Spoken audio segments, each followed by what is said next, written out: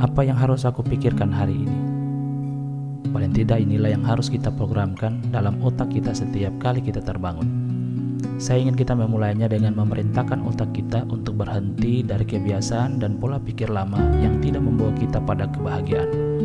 Marilah kita sama-sama memulai memprogramkan kembali otak kita dan tubuh untuk menerima hal-hal baru yang lebih mendamaikan dan memberi asupan cerita bergizi dalam alam bawah sadar kita.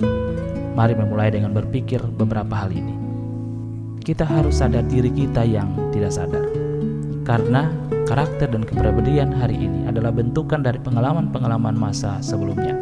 Peristiwa penolakan, kurang perhatian, diabaikan, disakiti nanti, dibentak, dipukul, ada kecelakaan, terekam dalam memori kita. Tidak bisa hilang, membekas, membentuk karakter kita. Makanya tanpa kita sadar, hari ini kita bisa melihat ada pribadi yang pemalu, penakut, pemarah, pendendam, pencitraan, pembohong, pendusta, pesimis di sekitar kita. Bahwa bukan tidak mungkin itu juga adalah kita. Menyadari hal yang tidak kita sadari adalah cara kita memutuskan rantai krisis masa lalu yang masih melilit batin kita. Lalu berpikir berbalik bahwa kejadian-kejadian dan pengalaman pahit itu adalah rencana Tuhan. Pasti ada maksud Tuhan yang baik di dalamnya. Kita harus membersihkan kotoran-kotoran ini. Perasaan ideal baru seperti ini akan menjadi produk akhir dari setiap pengalaman emosi yang buruk dalam diri kita. Jadi sekarang kita bisa merasakan seperti apa rasanya menggapai cita-cita besar yang kita harapkan tanpa harus dihantui masa lalu yang pahit. Maka sesungguhnya kita sementara memberi tubuh kita merasakan masa depan secara emosional. Dan penelitian menunjukkan bahwa latihan mengubah otak dan juga tubuh seperti itu dapat membuat otak kita siap berpikir secara berbeda dan kita bisa membuat tubuh kita merasa berbeda. Tetapi itu tidak cukup. Kamu harus mempertahankan kondisi pikiran dan tubuhmu yang baru ini sepanjang hari. Kalau kita dapat melakukannya, kita akan lebih hebat dari kondisi lingkungan kita saat ini. Akan menjadi lebih hebat dari kecanduan emosional dan kebiasaan tubuh yang buruk.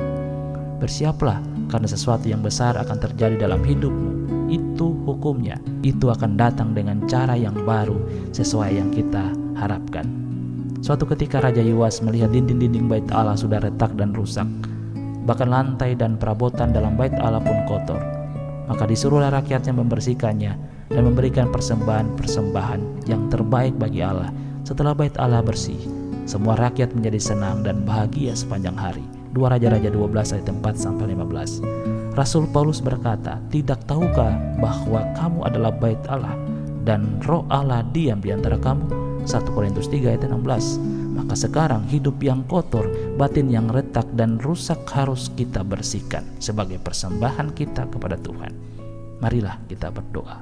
Tuhan, kami siap menerima hal-hal baru dari-Mu dan siap memakai masa lalu yang kelam menjadi pelajaran kehidupan kami hari ini untuk masa depan yang lebih indah.